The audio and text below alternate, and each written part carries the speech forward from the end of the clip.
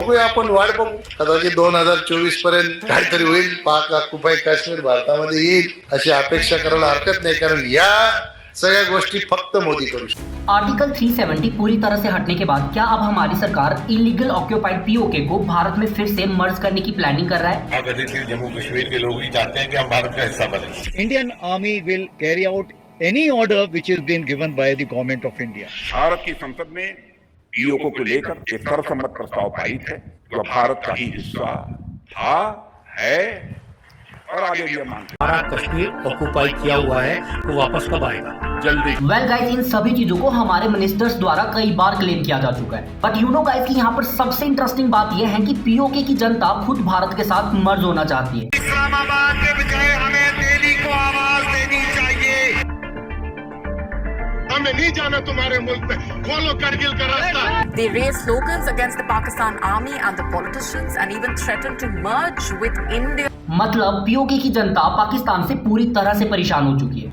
ये हैं पाकिस्तान के एक्टिविस्ट डॉक्टर अमजद अयूब मिर्जा, जो कि आए दिन अलग अलग ग्लोबल प्लेटफॉर्म से पाकिस्तान गवर्नमेंट द्वारा पीओके में चल रहे नेचुरल रिसोर्सेज के एक्सप्लॉयटेशन को क्रिटिसाइज करते रहते हैं और ये खुलेआम क्लेम करते हैं कि पीओके की जनता भारत के साथ मर्ज होना चाहती है. और इन्हीं सारी चीजों को आप खुद नोटिस कर सकते हो पीओके में पाकिस्तान सरकार और उनकी आर्मी के खिलाफ चल रहे प्रोटेस्ट में. वेल गाइस, एक बार भारत के जम्मू एंड कश्मीर और पाकिस्तान के इलीगल ऑक्यूपाइड पीओके को कंपेयर करके देखते हैं और साथ में ये समझने की कोशिश करते हैं कि अगर पीओके फिर से भारत में मर्ज हो जाता है तो उससे हमें क्या फायदा है. गाइस, आप सभी लोगों को मालूम होगा कि हाल ही में जम्मू एंड कश्मीर में G20 समिट करवाई गई थी और आर्टिकल 370 हटने के बाद कई सारी वेलफेयर स्कीम्स और सेंट्रल लॉज वहां पर अप्लाई होना शुरू हुए and right to education, right to information जैसे एक्ट भी वहां पर लागू किए गए. या फिर बात टेररिस्ट एक्टिविटीज और पत्थरबाजी की हो, जम्मू एंड कश्मीर में 2018 में 52 टाइम्स स्ट्राइक और हड़ताल जैसे इंसिडेंट्स देखे गए थे और 2023 तक ये सारी चीजें बिल्कुल जीरो हो गई. और अगर जम्मू एंड कश्मीर के रोड इंफ्रास्ट्रक्चर के बारे में बात करें तो वहां पे हाईवे नेटवर्क को काफी तेजी से डेवलप किया जा रहा है और साथ ही में कई वर्ल्ड क्लास टनल्स भी बनाई जा रही है जो कि जम्मू एंड कश्मीर के अलग अलग शहरों को एक दूसरे के साथ कनेक्ट करेगी. और यहाँ तक कि हमारे जम्मू एंड कश्मीर में एक फुली फंक्शनल रेलवे नेटवर्क भी है. और अगर वहीं पे पीओके की बात करें तो वहां पे तो अभी तक एक रेलवे लाइन तक एग्जिस्ट नहीं करती, जहां पे जम्मू एंड कश्मीर में 2800 से ज्यादा गवर्नमेंट हॉस्पिटल्स है, वहीं पीओके में मात्र 23 हॉस्पिटल्स है. और अगर हम लोग एजुकेशन सेटअप की बात करते हैं तो जम्मू एंड कश्मीर में AIIMS, IIT, IIM, 7 medical colleges को मिलाकर 35 यूनिवर्सिटीज है और पीओके में मात्र 6 यूनिवर्सिटीज. एंड गाइस, इसके अलावा भी काफी और सारी चीजें हैं जो कि जम्मू एंड कश्मीर में डेवलप की जा रही है. फॉर एग्जांपल, जल योजना के तहत जम्मू एंड कश्मीर के हर घर और गांव को रनिंग वाटर से जोड़ने की कोशिश की जा रही है. जब से आर्टिकल 370 हटा और इंफ्रास्ट्रक्चर्स को डेवलप करना शुरू किया, तब से जम्मू एंड कश्मीर का टूरिज्म का रियल पोटेंशियल देखने को मिला. 2022 में लगभग 1.5 करोड़ टूरिस्ट ने जम्मू एंड कश्मीर को विजिट किया, जो कि इंडिपेंडेंस के बाद का अभी तक का सबसे हाईएस्ट नंबर था. हालांकि 2023 में ये रिकॉर्ड भी ब्रेक हो गया था और जम्मू एंड कश्मीर में 28,000 करोड़ का इंडस्ट्रियल इन्वेस्टमेंट किया जा रहा है, जो कि ऑलमोस्ट 2037 तक कंप्लीट किया जाएगा. और इसके अलावा भी प्रधानमंत्री आवास योजना द्वारा जम्मू एंड कश्मीर में 1 लाख हाउसेज अलॉट किए गए. अगर हम लोग पीओके की बात करें तो वहां टूरिज्म तो छोड़ो, पर जितनी तेजी से जम्मू एंड कश्मीर डेवलप किया जा रहा है उतनी ही ज्यादा तेजी से इलीगल ऑक्यूपाइड पीओके जो है अनस्टेबल होता जा रहा है. पूरे पीओके में फूड, वाटर, मेडिसिन की इतनी ज्यादा शॉर्टेज है कि लोग वहां पर सड़कों पे हड़ताल कर रहे हैं. और आतंकवादी अटैक्स जितनी तेजी से जम्मू एंड कश्मीर में कम हुए, उसी रफ्तार से जो है पीओके में बढ़ते जा रहे हैं. अभी लास्ट मंथ की ही बात है जब एक आतंकवादी ने जो है पीओके में एक बस पे फायरिंग करना शुरू की, जिसमें 8 लोग ऑन द स्पॉट मर गए और 26 इंजर्ड हो गए.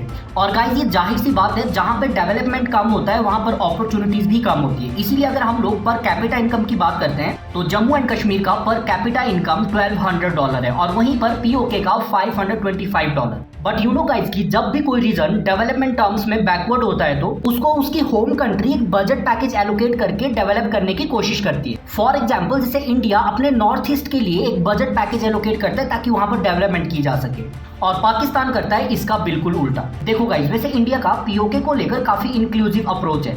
इंडिया ने जम्मू एंड कश्मीर असेंबली में आज भी पीओके रीजन के लिए 24 सीट्स खाली रखी. इससे पीओके की जनता के लिए एक स्ट्रॉन्ग मैसेज आता है कि अगर पीओके वापस भारत में मर्ज हो जाता है तो एटलीस्ट उनकी मांगे कंसीडर की जाएगी. क्योंकि देखो, जब से बीजेपी पार्टी पावर में आई है ना, तब से उन्होंने कई बार ऐसे बड़े डिसीजंस भी लिए जो कि दुनिया में बड़ी पावरफुल कंट्रीज लिया करती थी. जैसे कि 2016 में पाकिस्तान में घुसकर सर्जिकल स्ट्राइक करना, या फिर 2019 में फिर से पाकिस्तान में घुसकर बालाकोट में एयर स्ट्राइक करना, या फिर हम आर्टिकल 370 की बात करें जिसके ऊपर काफी सारे ऑपोजिशन लीडर्स के इस तरह के बयान थे.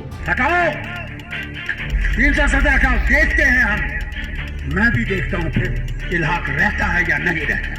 वो कभी भी अगर सभा भी हिंदुस्तान के प्राइम मिनिस्टर बनेंगे वो 370 को नहीं का धोखा दे रही है बीजेपी अपने वोटर्स को 370 कहकर 370 का नाम लेकर 302 हो गए, मगर इंशाल्लाह ताला आइंदा 5 साल के बाद 9-2-11 हो जाए।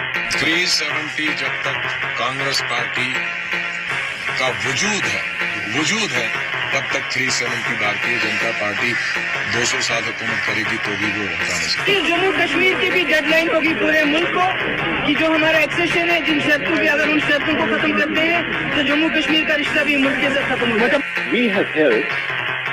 वेल गाइस, अब हम लोग बात करते हैं कि अगर पीओके भारत में मर्ज हो जाता है तो उससे हमें क्या फायदा होगा। सी गाइस, सबसे पहली बात तो यह है कि पाकिस्तान और चाइना के बीच में कोई भी लैंड बॉर्डर नहीं रहेगा, जिससे चाइना के पाकिस्तान के साथ सारे कनेक्शंस टूट जाएंगे और जो पाकिस्तान के ग्वादर पोर्ट से मलक्का स्ट्रीट बनाने की प्लानिंग चल रही है वो पूरी तरह से कोलैप्स हो जाएगी। नंबर 2, इंडिया की इकोनॉमिकल ग्रोथ के लिए सेंट्रल एशिया रीजन के सारे डोर्स ओपन हो जाएंगे। सी, अभी जो इंडिया और ईरान में चल रहे INSTC यानी कि international north south transport corridor project से ही सेंट्रल एशिया में ट्रेड कर सकते हैं, जिसके कारण सेंट्रल एशिया से अभी भारत का ट्रेड काफी कम है। जहां पे चाइना CAR के साथ $100 बिलियन का ट्रेड करता है, तो वहां पे इंडिया सिर्फ अभी $2 बिलियन का ही ट्रेड कर पाता है। और पीओके भारत में मर्ज होने के बाद CAR का मार्केट इंडियंस के लिए पूरी तरह से ओपन हो जाएगा, जिससे इंडियन इकोनॉमी को काफी अच्छा बूस्ट मिलेगा।